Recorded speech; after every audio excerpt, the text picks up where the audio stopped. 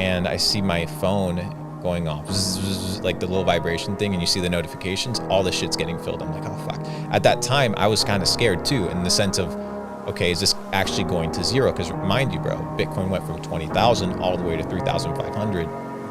That was scary, right? But it's usually in the fear that you have to buy into it, and it's in the fear of missing out that you have to sell. And the markets are quite psychological. And when you understand that the psychology is actually manipulated by people, you can in some way, shape, or form understand the cycle. Now, by no means am I perfect, but it worked out pretty well. I rode the wave of crypto in 2017, up and down. I wrote it down. I didn't make a ton of money. Why? Because I didn't understand market cycles. But I was like, you know what? I think I did 140 to 160x on my portfolio. I forget. But I lost it all, right? I lost it all. And a very simple number to evaluate whether that's true or not is look at Cardano, right? Cardano went from half a penny to $1.60. I rode that entire thing. It was like 2 to 3 weeks. Same thing with Tron. Tron, I think, went from like a penny to like 30 cents or something like that. And then XRP went from 13 cents all the way to $3.50. So I rode all of those tokens. I remember buying Bitcoin again. I think I have some videos of it buying Bitcoin when it crashed at like $4,000. And then a couple weeks later, it was up at 15. So it was a great season. But the issue was I didn't understand market cycles. I was left holding the bag because everybody was back in the day in 2017, it wasn't diamond hands like like in 2020, that chant, it was the hodl, right? Yeah. The hold on for dear life.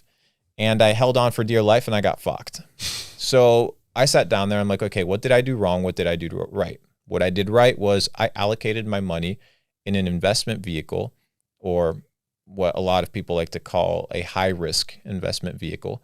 And it played out. Why? Because money moves from different markets at different times. And Bitcoin has its cycles. After the Bitcoin halving, 1.5 years later, the market tends to have a really good season. So I was like, it's going to happen again. And it did. But this time I was prepared. And in 2020, after doing $16 million in e-commerce, did quite well there, had some money already saved up. I put all of my money into crypto except $10,000. Now, my entire thesis from that, it's not that I'm a genius, but I was connected with really good people. I was in the DeFi boom of 2019, so I saw Uniswap do extremely well. I was like, you know, there's something interesting with DeFi. This was pre-YouTube videos of DeFi and everybody telling you how to open up a MetaMask account. It wasn't very popular. But that which is not popular is often a good idea. And the reason it's a good idea is because you don't have the normies and the average individual as a part of the mix. When the average individual is in the mix, it's usually the end of the season. When the taxi driver is talking about crypto, when your grandmother's talking about crypto, who else is left to buy? Truly. Because those are usually the most uneducated, most uninformed, usually the people that are getting the information the last. The hedge funds are positioned. The market makers are positioned. The venture capitalists are positioned. Smart money's already in the game. And then what they do is very simple. They'll go to CNBC, they'll go to Fox News, they'll go to Forbes, and they'll pay the journalists to write articles on their behalf to do what? Increase eyeballs, because the newbies, they read these things. And then the information gets dispersed, gets disseminated, and that information then leads to what?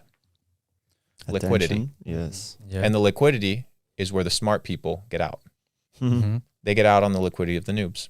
So in 2020, I think it was March of 2020, I remember using an exchange. It was Kraken and Binance before they were cracking down super heavy on it.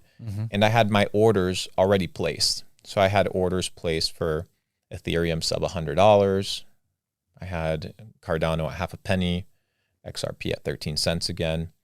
And I remember being on Clubhouse, it was, I think, 2020. And that's when the app was really popular and popping. And CZ from Binance hopped on there and he was giving a kind of like a Clubhouse meeting with other crypto people. I tuned in and I got the opportunity to ask him a question because I remember buying BNB in 2017 for $2.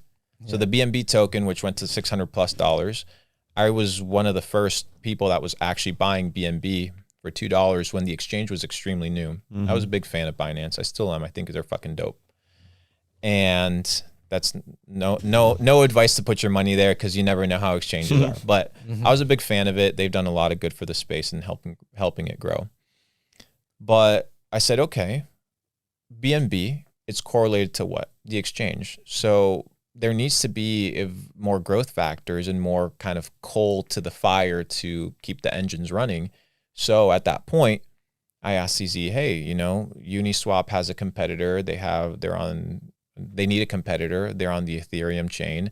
And I just saw that you launched the Binance Smart Chain, extremely new. There was no YouTube videos on it. I think when I went to type on YouTube, the Binance Smart Chain, there was one guy talking about it from India and then one guy from China. There was like 2 or 3 videos. So it was super small, right? Yeah. It was just gotten started, just launched.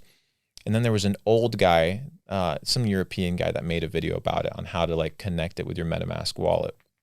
Because you look at MetaMask, the default is Ethereum and you have to increase different chains. You have to do this whole like nonsense, right? So he said, well, you know, we're trying to compete because the Binance Smart Chain is going to increase the demand for what? For BNB, which is the native token of the platform, therefore driving up the price. Most of the employees, most of CZ's wealth is attached to the BNB token. This is just how it works. So to increase demand, you need to create demand. So he was like, yeah, well, there's other DeFi projects, one of them being PancakeSwap. And I'm like, well, what do you know about PancakeSwap? And he stuttered a little bit. And then he was like, well, I don't know. I think they're a team from Turkey. And he started giving me information. I'm like, well, if you don't know this anonymous team, how is it that you know where they're from? You know how much, like how they're doing, you know that they're safe, that they're well put together team, that they're professionals. And they are. These guys absolutely crushed it. So I went back and I was like, dude, like maybe I shouldn't be betting on projects. Maybe I should be betting on people.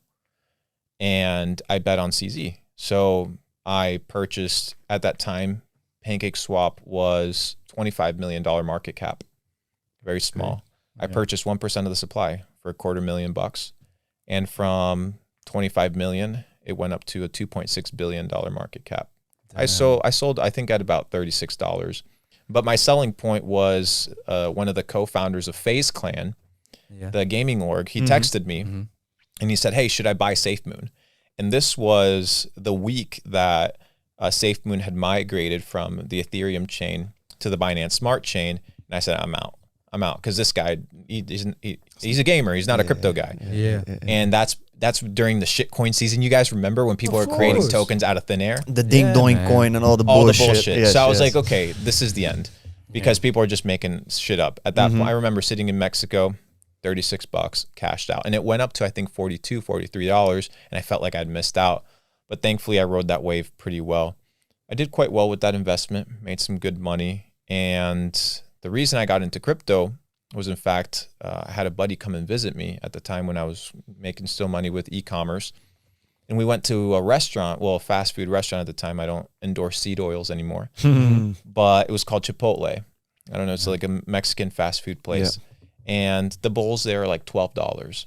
So I'm here with this crypto multimillionaire who's made a fuck ton of money with crypto. And he's like, hey, Luke, like he like whispers in my ear. He's like, hey, can you pay for my lunch? And I'm like, what do you mean? I thought you were like rich. I thought you were inviting me to lunch. You know what I mean? And he's like, no, well, I don't have any money. I'm like, what do you mean you don't have any money? He's like, yeah, all my money's in crypto. And I'm like, what the fuck, bro? Like this guy knows something that I don't. This guy like understands the game. This guy plays well. So I went back home, put all my money in crypto, and it worked out. Cashed out of Bitcoin at 55,000. Cashed out of Ethereum at 2,950 or something quite high. And it worked. But you listen to the crypto millionaire, but do you think like we talked about it before, like it wasn't luck that you met up with a crypto millionaire and that he said that thing and that you listen and then think like, okay, now I have to go all in on that. But with Bitcoin, like, okay, when it's on like 55,000, right? How did you make the choice to get out on that moment, not later on or earlier? There was 3 reasons. One is it was enough money that based on my expenses, I would never have to work again. So it was like, okay, yeah, I can make more money. It was in the multiple 8 figures, over $40 million in crypto. And I was like, okay, like maybe it goes to 60, maybe it goes to 70 Bitcoin each, but like, is it going to actually exponentially change my life? But if this shit crashes, right, it's going to hurt. Yeah. So at this point, it's not a multiples game, it's a preservation game. And I did not want to repeat the cycle of 2017, bro. Like that shit fucking hurt. That shit hurt. In 2017, I became a millionaire on paper and lost it. And I was like, okay, like shit, I don't want to do this again. So in 2018, made my money with crypto, became a millionaire again, right? And then eventually I was like, I got to just multiply, but then I have to preserve, which is the motto and the premise of Capital Club, to create, multiply, and preserve wealth. Because in every facet, the ideology and the processing has to change of how you think about information. But the markets are completely tied to the policy of the Fed, right? So when the Fed decides to print money or they decide to buy assets, that's when the market pumps. And when they say, hey, we're no longer buying assets, the market dumps. And you need to correlate the people that work at the Fed. They put out, it was a big announcement. They said, hey, we are selling all of our assets because it is a conflict of interest for us to be in the markets while the markets are still exist. Within 30 days, that was the top. I sold when they put out that announcement. Yeah. It only made sense. And people can call it luck. I call it a game of possibilities. The more you try something, the more refined you become. And the more refined you become, the better you become. I could have easily been in a situation where somebody could have told me about Bitcoin. I remember telling a buddy, multi-millionaire stock trader in 2017, buy Bitcoin, buy Bitcoin, buy Bitcoin, get into crypto, no, it's a scam, it's a Ponzi. No, I'm going to trade my penny stocks. I'm going to do my own thing.